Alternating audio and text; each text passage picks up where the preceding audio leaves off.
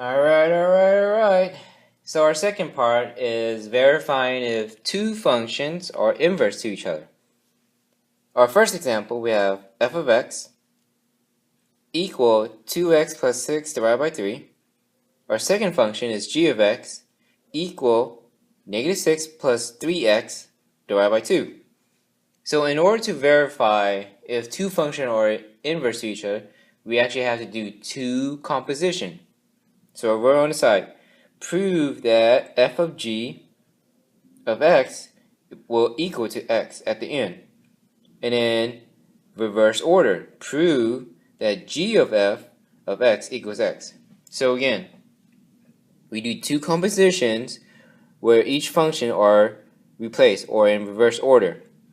Now, even though I wrote that this is the first one and that's the second one, actually the order does not matter which one you do first. You could do g of f of x first and then do f of g of x second, or you can do f of g of x first and then you can do this one second. So again, the order doesn't matter. It's just you have to prove that at the end when you simplify it will equal only x. If it does not equal x, that means that they are not inverse to each other. Again, if it does not equal to x only, it means they are both not inverse to each other. So, let's do the first one, f of g of x. I'm going to write it right here. So, f of g of x. So that means that we're going to plug in the g of x into f function. Now to show you that, since we have a fraction, we got to be very careful. So this g of x will go into f of x. So this whole fraction will go into that x. So I'm going to write equal to save space. Basically, this is what we're doing. So 2, because that 2 right there. Now I'm plugging this whole thing in there. So negative, well actually let me use a different color for you. So I'm plugging this fraction into x. So negative 6 plus 3x divided by 2. So that's all I did. I just plug in that fraction, that function, into that one x right there. So let me put parentheses, and then plus 6, because that's the plus 6 right there. The whole thing divided by 3. Alright. So again, we plug that function into this x. So there's the 2, there's a plus 6, and there's the 3. Alright, so we have 2 times negative 6 plus 3x divided by 2. Since we have a whole number multiplying to a fraction, and that whole number is the same as the denominator, what you can do is that you can divide. What's 2 divided by 2? Well, that's 1. So when that happens, when the whole number, the outside whole number, is divided by the denominator into 1, then you're just left with the numerator. That's it. Again, you're just left with the numerator. So, let me say that the next step is here. So, when you have a whole number, and it's divided by the denominator into 1, you're just left with the numerator from here. So, let me write that in red for you. So, negative 6 plus 3x. So, again, you're just left with the numerator, and then bring the 6 divided by 3. Alright. So, again, when you divide the whole number by the denominator, you can get rid of the parenthesis, which I just did right there. Alright, so again, negative 6 plus 3x, that's from the numerator. Now, we still work on our top, order of operation. the only thing we can combine is that negative 6 and plus 6. Well, if we combine those two, negative 6 plus 6, that will cancel out. It will equal to 0. So when you have that, when it equals to 0, then you're just left with 3x on the top divided by 3. Alright, so again, negative 6 plus 6 cancel out, and you are left with 3x on the top. And then what's 3x divided by 3? So this means that 3 divided by 3 is just 1. It does not cancel out. So again, when you see something like this, me crossing it out doesn't mean that it cancel out. It just simply divide itself into 1. So again, 3 divided by 3 is just 1. So 3x divided by 3 is just x. So we just proved that it just equal to x. So what we did was this right here. F of g of x equal to x.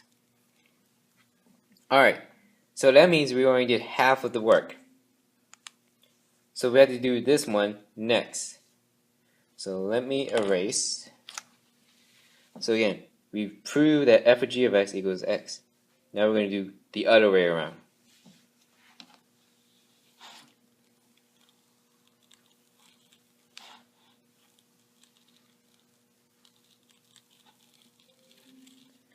Alright, first off, let me put a check here saying that we did prove it and it did equal to x. Alright, now we're going to do g of f of x. Alright, g of f of x. So let me write right here.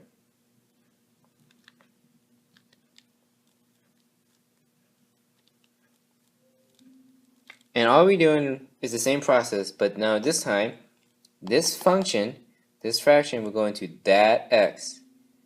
So this function, this fraction will go into this x.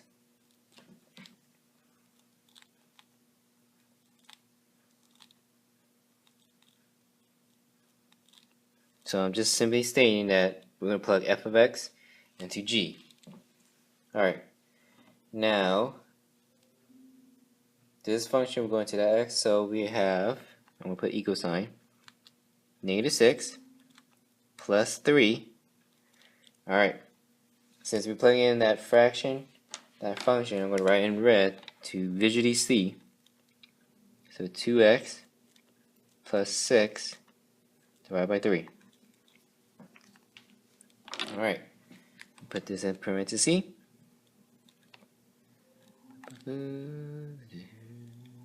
Alright, now the whole thing is divided by that 2. So again, I got the negative 6, the plus 3, and instead of x, I plug in that function, 2x plus 6 divided by 3 divided by 2. So negative 6 plus 3, and instead of x, this whole function, divided by 2. Alright, now I'm going to say that we're going to move on to over here. So I want to write negative 6 first. That's from here. Now plus 3 times 2x plus 6 divided by 3. So it's just like the last example, well, when we did this part right here. We have a whole number outside and we have a denominator.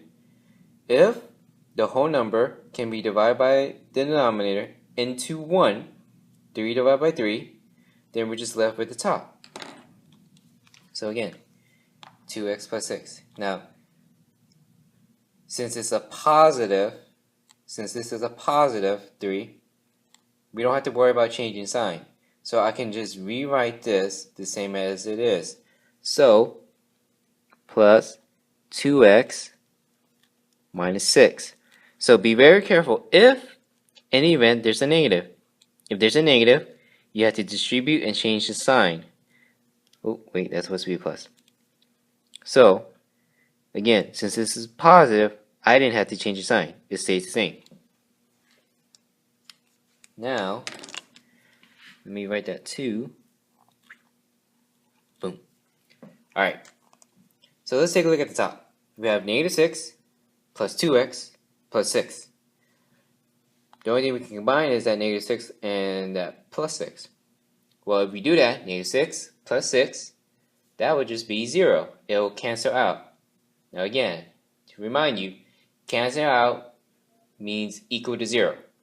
So when that happens, we are left with 2x. And then I'll bring down that 2. So 2x divided by 2.